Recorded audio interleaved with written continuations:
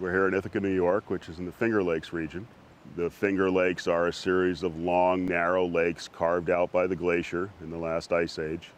Have receded over the last 10,000 years, and the result is that we have a lot of steep waterfalls that flow into the valleys carved out by the glaciers. If we happen to be in the space shuttle flying over North America and look down, we would see something that looked very much like a human hand.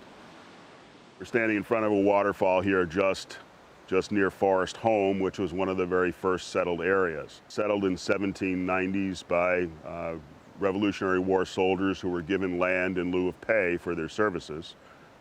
Prior to that, the Iroquois would have used this for hunting and fishing. It would have drawn a lot of attention from the wildlife. So it was used for things that were basic sustenance on a smaller human scale. The European settlers set up small mills with less than 6 feet of water head pressure to grind corn and saw wood. In fact, right behind us we have a trail that dates back to the 1790s. It's actually listed in the deeds of the property as being open to the public for connection to the mills and their homes. So it's interesting that it's survived this long. One of the things that you'll see throughout here are flat plains and joints in the rock. The saying that we use sometimes is, Ithaca is gorgeous because the rock isn't, that are very much the structure of the gorge. And in fact, up there you can actually see how the stream takes a very sharp, almost 90-degree angle change in direction because it's going against that very flat cliff.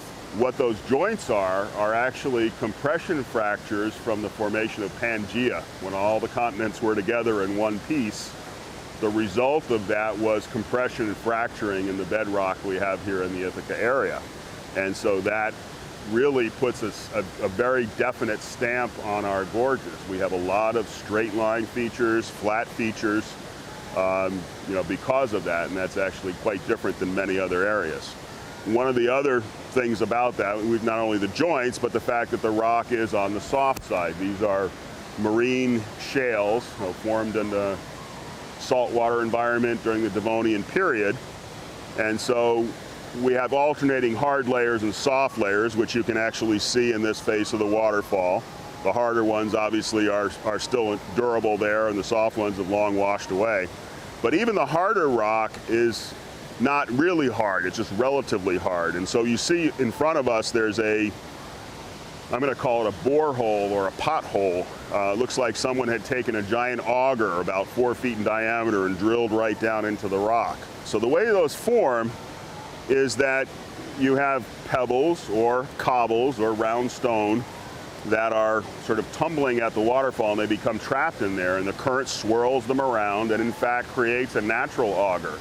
The spiral swirling action, the stones are like the teeth, and they grind their way down into the rock. And then as the waterfall migrates upstream, as it does when the layers collapse, these potholes will be left stranded. We talked about the history of mills. We see a big slot in the rock, and we see a probably 24-inch diameter riveted iron pipe that was the tailstock of a mill.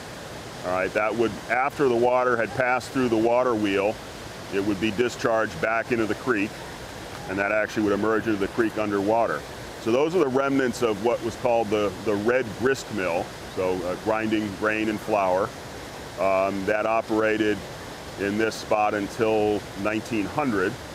At which point it was dismantled, and they left just enough of a historic remnant for us to see and for this area to be on the National Register of Historic Places. The downstream piece of this below the waterfall, that's what we call Hemlock Gorge. That's actually a flooded gorge because beyond that is Beebe Lake. So when Beebe Lake was originally a marsh, when it was dammed up, the water flooded up through here and filled this gorge in. So as deep as it is above the water, we have that kind of depth below there as well.